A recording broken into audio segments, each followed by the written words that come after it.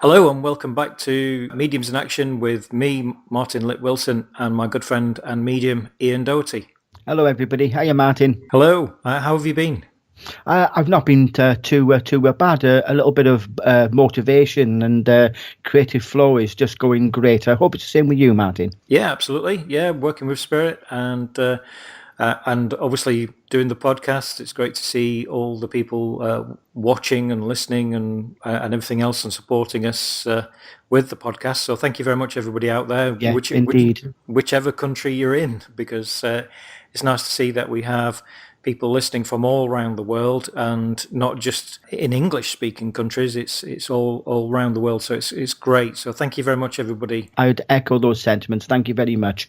With this podcast, we've started charting out how we're going to do podcasts in the future, and we're going to give them very strong themes that we can discuss and advance and move on from. So we've got some really interesting content coming up over the next few months. And this particular podcast, we're going to start with how mediumship works. So we're going to start right back at the basics and kind of go through how we feel it works. Ian's going to talk a little bit about the science of this, and we're also going to kind of give you our experiences of how mediumship works, because often people will build up this picture of how a medium works, and when it doesn't quite work for them, they will walk away from mediumship development, when what we want to do is kind of get over the feeling that myself and Ian are two very different mediums. We both have different sensations and how we work, but both are correct. Both are fine. As long as it works, that's the thing. You know, Ian's a very, very good medium, the amount of evidence that's come through, but he works completely different to me. But that's not to say that he's doing anything wrong, because it's working. He's working with tried and tested means from the spiritualist churches, and I work in a different way, which again was influenced by spiritualist churches at least. So today we're going to be talking about how mediumship works, and I think we should start from right at the beginning. And I think there's two things we need to cover, Ian.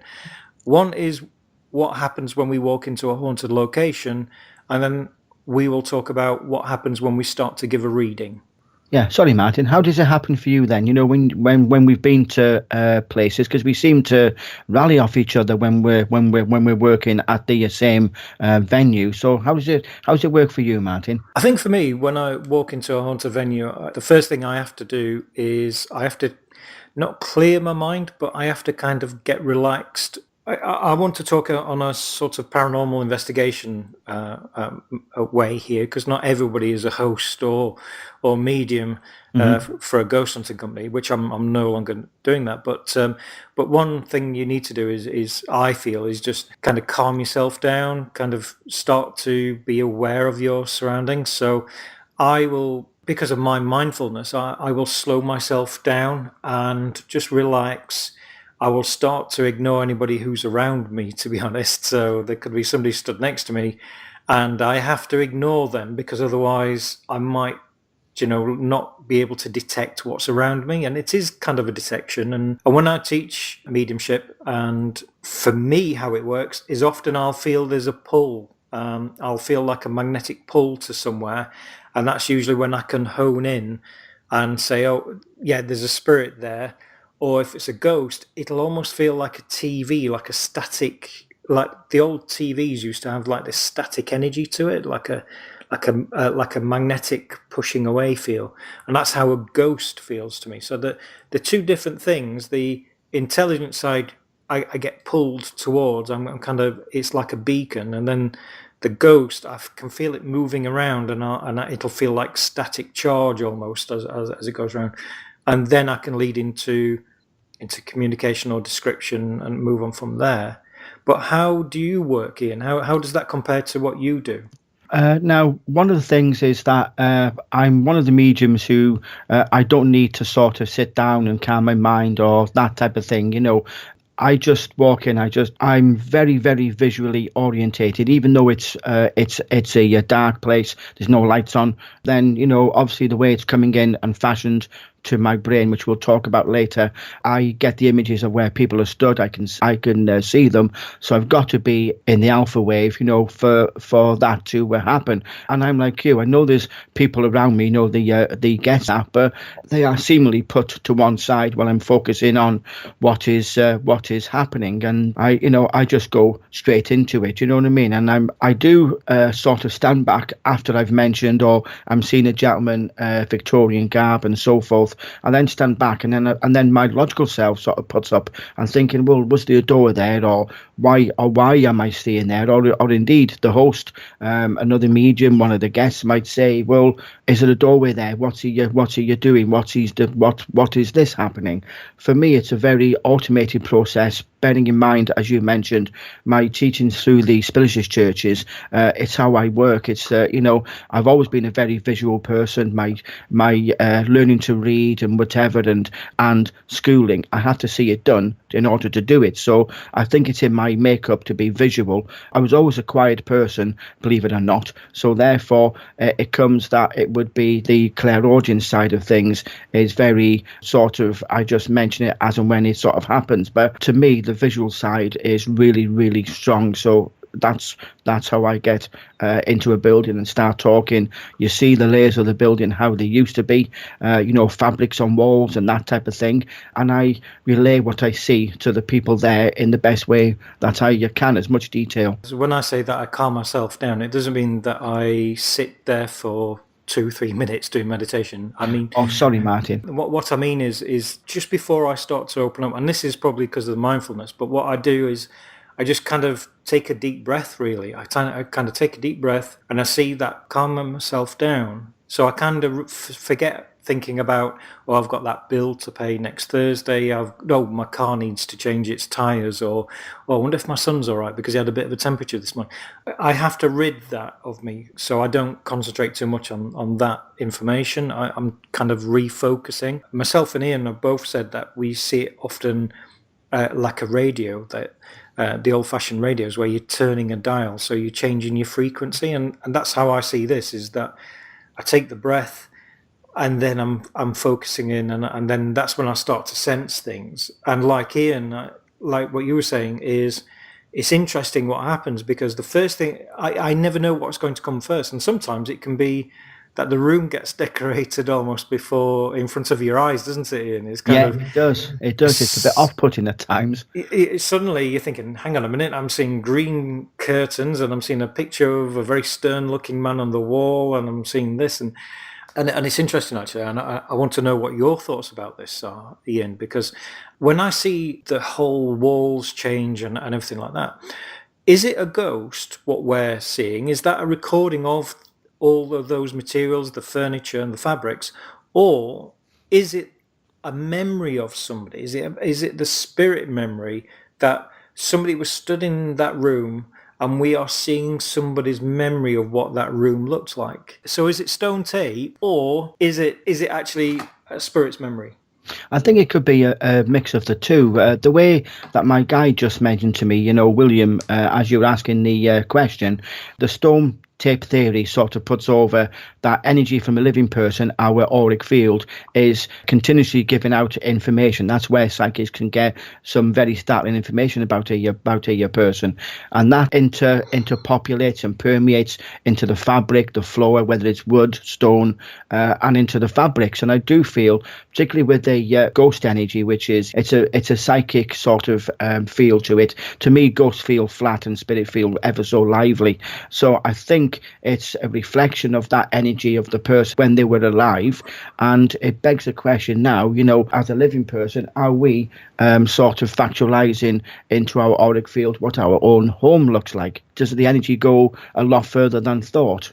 I would put over, it's due to the charged particles that are emitted away from a physical body that radiates, and sort of, it's almost like it just bounces off all the walls. So when you're seeing your ghost, you're seeing a reflection through the bombardment of atoms, particles, whatever, that are coming back and therefore hitting back into the physical body, the same way radio waves, electrical waves, TV, microwaves are all doing, so I feel it's a part hand in hand.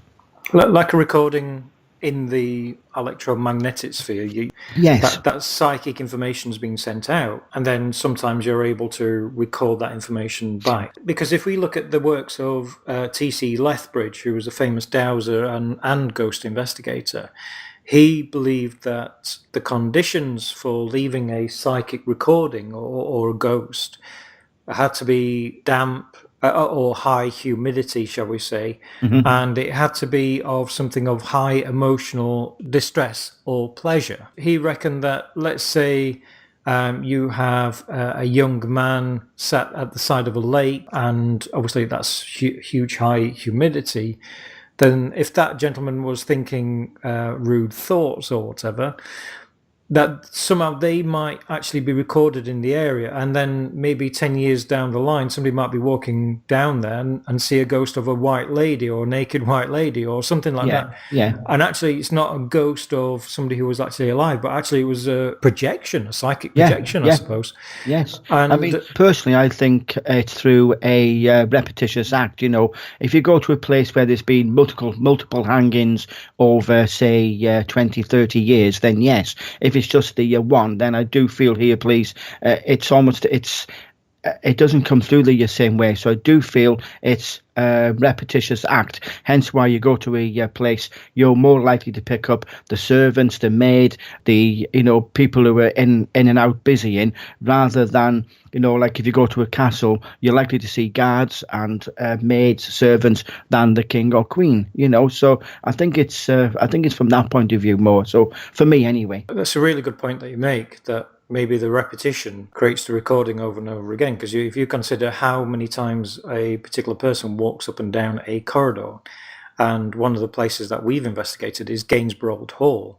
Yeah. And one of the corridors is called, is it the Princess Corridor or something? I think it is somewhere. Yeah, the Ladies Corridor or something like that. And a lady's been seen walking up and down there. Now, if her accommodation was on that level and she walked up and down there every single day, 4, 5, 6 times, times that by 20 years, the repetition is bound to be there. And you can imagine that there would be a recording there. And if somebody was in the right frame of mind, and it's interesting that a lot of people's experiences, certainly because of the many museums we visited, a lot of the people's experiences reported by curators or security guards have been when they've been doing very mundane things, thinking about other things, not been thinking about their surroundings, but actually thinking, oh, I can't wait to get home and have a bacon sandwich. And then suddenly they see a ghost. It's almost like if you take the mind out of gear from Exactly. Yeah. that suddenly you are aware of this psychic resonance being recorded that walks backwards and forwards. So that's a really interesting theory, and actually I never thought of it like that, believe it or not. We've talked over things loads of times, and I think we're both fascinated by how things work, and just the whole resonance of a building and the fabric of it and the makeup of it. It's fantastic. It's beautiful, isn't it?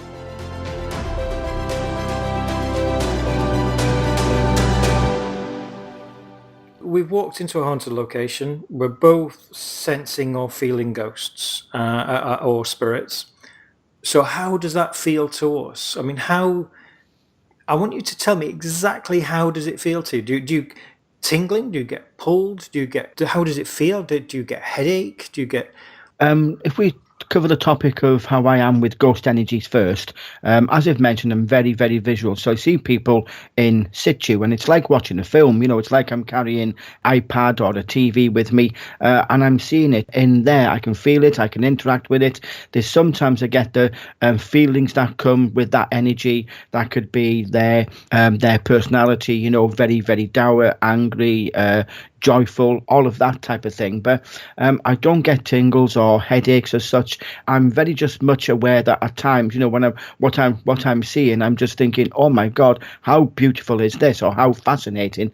And sometimes it just takes my breath away. I just thinking, flipping hell, it looks so real, but the feelings are not there. It is like walking into a room and seeing a holographic projection walking around a room. The same way now they're doing with micro Michael Jackson concerts. It has the same sort of feeling for me. It comes over, though it's in full color, it comes over as being flat. When it comes over spirit wise, like you, I'm drawn straight away. I just look in that area and I see the person, whether it's a man, it's a woman. Then I'll see them walking, and they normally look over towards me and they walk towards me, or they might sort of give me a sort of who the hell are you sort of look as they walk past, go through a door and go. It's very much the same when you're in a darkened room and you got guests there. You might have 15, 20 people. Without being able to see them, you can still feel where they are, because it's a living energy. So you must be, in a subconscious way, perceiving that energy as it comes, and you'll walk up to somebody knowing there's a person there, or there's a person who stood back. That they've moved, and spirit to me is very much the same thing. It is almost put it into a point. You can be at home, you might be doing your pots or having a cup of coffee, looking out the kitchen window over, I've got to do all this gardening. Somebody walks up and you're thinking it's your wife or your partner or whatever, or one of your kids. So real, you turn around and there's nobody there, nobody that you can see at that time, and it really feels like there's a person there, a physical person comes up and says hello. Yeah, it really is very, very, very, very stark to me, as in real, vivid. I'm very similar in that when I sense a ghost, as I mentioned before, I often feel it's not flat, but I know that it doesn't feel like spirit. It doesn't feel like a human. And sometimes humans feel very similar to spirit, and spirit feels very similar to humans.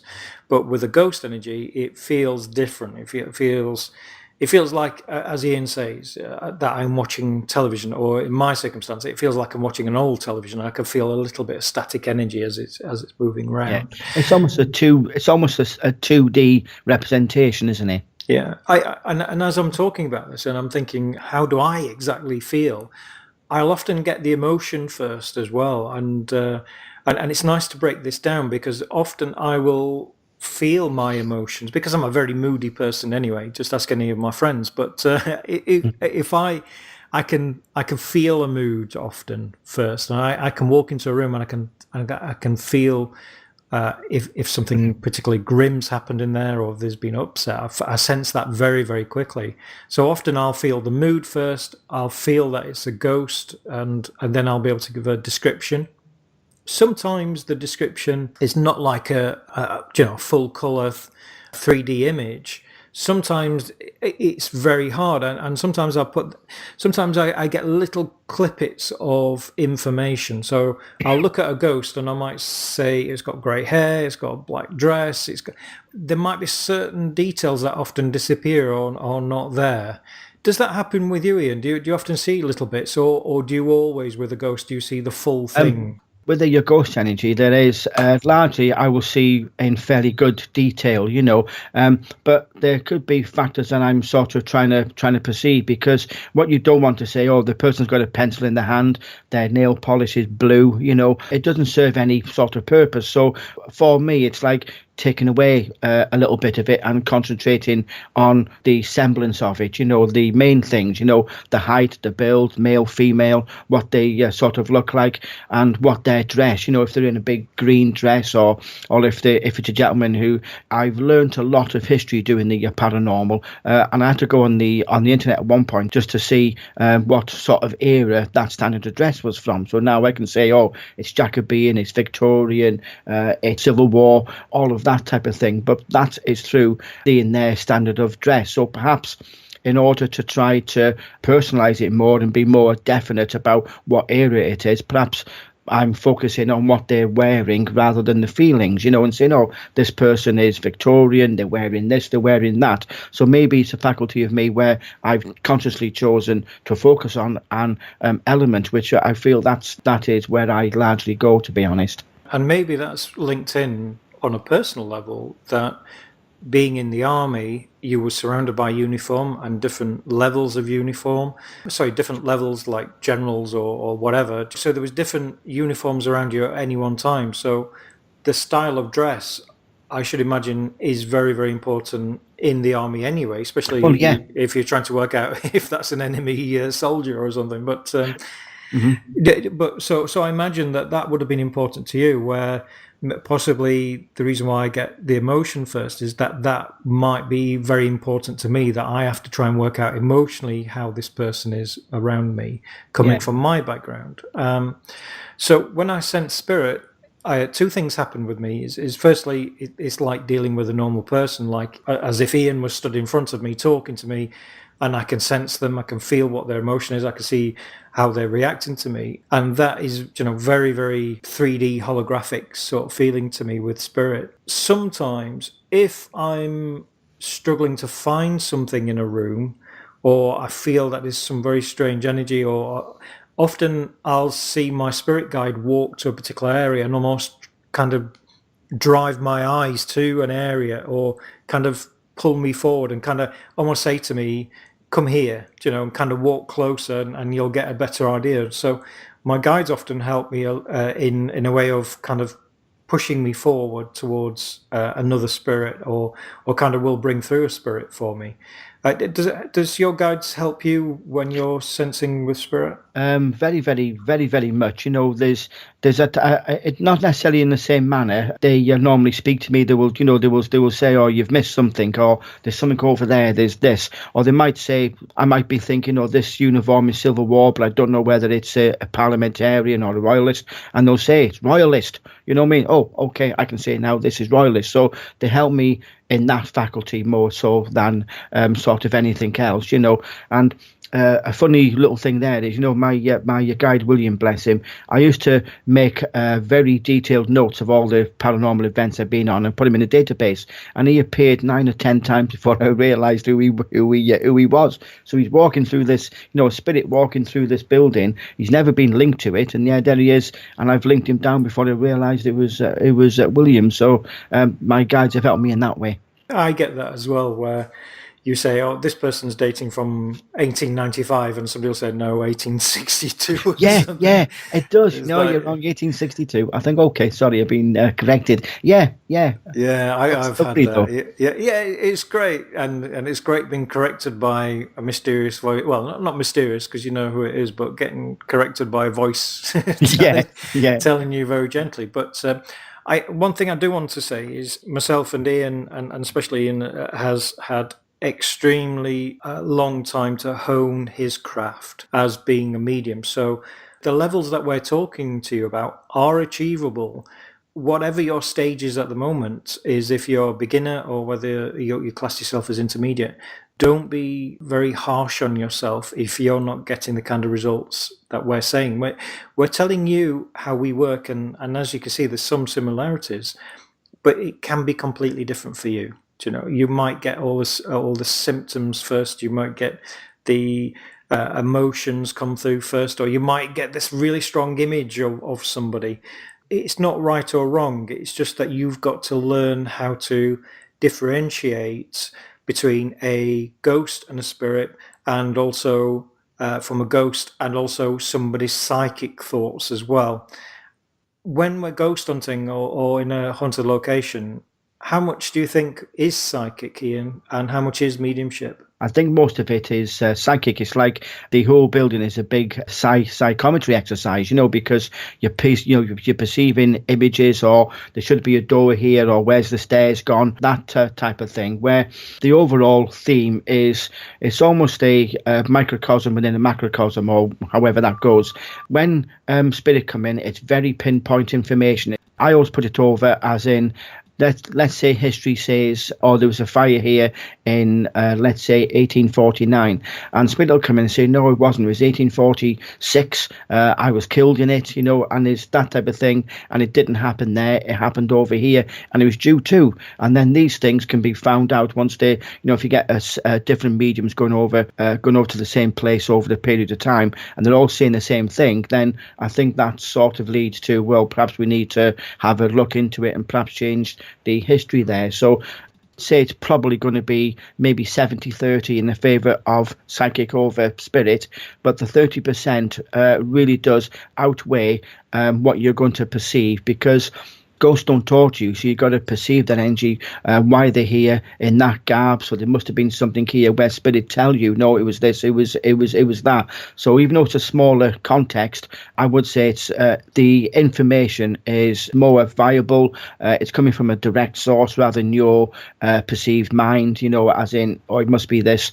We can be wrong. We may well be getting the Victorian garb, and then we find out it was a masquerade ball, and it's actually early 20th century. Do you know what I mean? Or the 21st. So there's loads of little things there, but spirit, I would say, are the main element of it all. They're what makes the whole thing go well. It's interesting that you make the point of a masquerade ball, because that actually happened to me when I was working with a medium at a place called Elveston Castle in Nottingham. And while we were there, the medium walked into one of the rooms. It was a very large room with pillars, and it was all gilded. And the medium said, I can see people dancing. It looks like definitely Elizabethan. They've got Elizabethan costume. And the guide was saying, no, this is only Victorian. No. And then it came quite clear that actually they did used to hold fancy dress balls. They used to do all of that. So exactly what you've said has actually happened to me. And then it was kind of, oh wow. I think it's interesting that you say about that. A lot of it is psychic, especially at the beginning, and certainly when walking around. I'll see antique furniture, or I'll kind of hold things, or I'll kind of think about on a cyclic level what I can sense and feel. When you're in a haunted location and there's a lot of things happening, like you've got traffic outside, you've got lights, you've got torches, you've got all that sort of thing, how are you able to hone your senses down and be able to focus on what's actually there? Well, it comes from a repetition of doing mediumship over a good number of years. When you're in the Spiritist church, or when you're in front of a group of people, if it's a community centre, whatever, you've got people banging about, going to the toilet, having a drink, having a little bit of a chat in the background. So you largely learn to put it to one side. However, there's the element of you going into a slower brain rhythm, the alpha wave, which is around 8 to 15 cycles per second. It's very, very slow. It's the same type of feeling when you drop into a sleep. I'm not quite sure it's a hypnagogic or hypnagogic, which one it is, asleep or waking, but you're in the alpha wave. So that is when you will perceive most. And when you're in that alpha wave, the beta wave, which is higher, and it's coming over almost towards 15 to 40 cycles. So it's very, very busy. It's when we focus, we have to take in information, we have to act on it. So when the mind is quieter, you tend not to notice what is going on around you. Traffic noise, you just don't hear. I've been doing demos and somebody said, oh, look, we're very sorry about dropping all those knives and forks in the kitchen. And I said, I didn't hear a thing.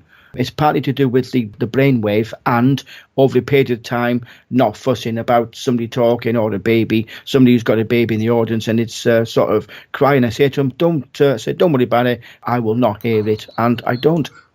It's a bit like the old florists, isn't it? Where one of my local florists, I walk in, and it's just so pungent with flowers, and it's such an amazing smell. And I'll say to them, wow, it smells lovely in here today. And no, we can't smell it.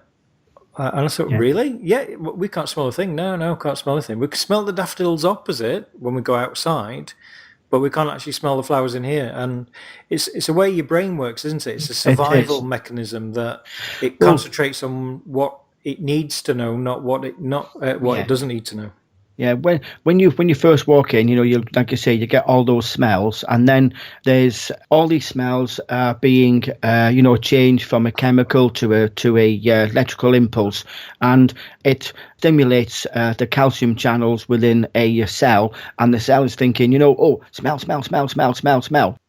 Not the cell, in the receptors, and the receptor is sparking off, sending electrical stimulus, this smell, and over a certain period of time, it goes, okay, yeah, we got it, and they just close the calcium channels off, so therefore the signal is still being sent, just doesn't go through. It's like putting a piece of cardboard in the dinger off one of these fire alarms. It's still going off, but it's not hitting the bell, so you don't hear it. Your brain is still processing that information. but it's not changing your senses in such a way that you're still No. getting overwhelmed by the flowers. So that's when we walk into a haunted location and how we work. Thank you everybody for listening, and this has been Mediums in Action.